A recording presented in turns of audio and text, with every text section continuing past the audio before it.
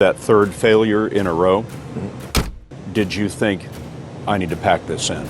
Never. Why not? I don't ever give up. I'd have to be dead or completely incapacitated. Really liking what you do, whatever area that you get into, given that even if you're the best, there's always a chance of failure. So I think it's important that you really like whatever you're doing. If you don't like it, life is too short.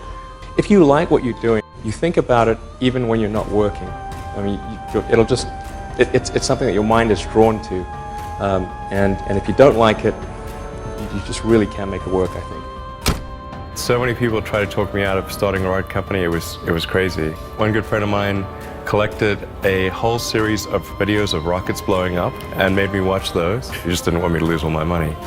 We're doing these things that seem unlikely to succeed, and we've been fortunate, and at least thus far they have succeeded.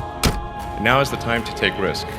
You don't have kids. As you get older, your obligations increase. So and once you have a family, you start taking risk not just for yourself, but for your family as well. It gets much harder to do things that might not work out. So now is the time to do that before you have those obligations. So I would encourage you to take risks now. Do something bold. You won't regret it. How did you figure you were going to start a car company and be successful at it? Well, I didn't really think Tesla would be successful. I thought we would most likely fail. But I thought that we at least could address the false perception that people had that an electric car had to be ugly and slow and boring like a golf cart. But you say you didn't expect the company to be successful, then why try? If something's important enough, you should try, even if the probable outcome is failure. You focus on signal over noise. A lot of companies get confused. They spend money on things that don't actually make the product better. For example, at Tesla, we've never spent any money on advertising. We put all of the money into R&D and manufacturing and design to try to make the car as good as possible. I think that's the way to go. For any given company, just can keep thinking about, are these efforts that people are expending, are they resulting in a better product or service? And if they're not, stop those efforts. When I interview someone to work at the companies, would be to ask them to tell me about the problems that they worked on and how they solved them. And if someone was really the person that solved it, they'll be able to answer multiple levels. They'll be able to go down to the brass tacks. And if they weren't, they'll get stuck. And then you can say, oh, this person was not really the person who solved it, because anyone who struggled hard with a problem never forgets it. If you're creating a company or if you're joining a company, the most important thing is to attract great people. So either join a group that's amazing, that you really respect, or if you're building a company, you've got to gather great people. I mean, all a company is a group of people that have gathered together to create a product or service. And so depending upon how talented and hardworking that group is, and the degree to which they are focused cohesively in a good direction, that will determine the success of the company.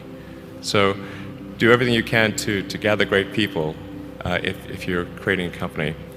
You've got to make sure that whatever you're doing is a great product or service. It has to be really great. And I go back to what I was saying earlier, where if you're a new company, I mean, unless it's like some new industry or new market that, if it's an untapped market, then you have more ability to, the standard is lower for your product or service. But if you're entering anything where there's an existing marketplace against large entrenched competitors, then your product or service needs to be much better than theirs. It can't be a little bit better, because then you put yourself in the shoes of the consumer and they say, why would you buy it as a consumer? You're always going to buy the trusted brand unless there's a big difference. So a lot of times,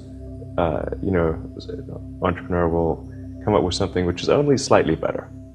And it can't just be slightly better. It's got to be a lot better.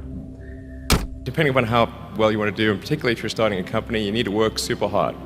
So what does super hard mean? Well, when my brother and I were starting our first company, instead of getting an apartment, we just rented a small office and we slept on the couch. And we showered at the YMCA, and we're so hot up we had one computer, so the the website was up during the day, and I was coding at night, 7 days a week, all the time. And I sort of briefly had a girlfriend in that period, and in order to be with me, she had to sleep in the office. So work hard, like, I mean, every waking hour. That's the thing I would say, particularly if you're starting a company. And I mean, if you do simple math, you say like, okay, if somebody else is working 50 hours and you're working 100, you'll get twice as much done in the course of a year as the other company.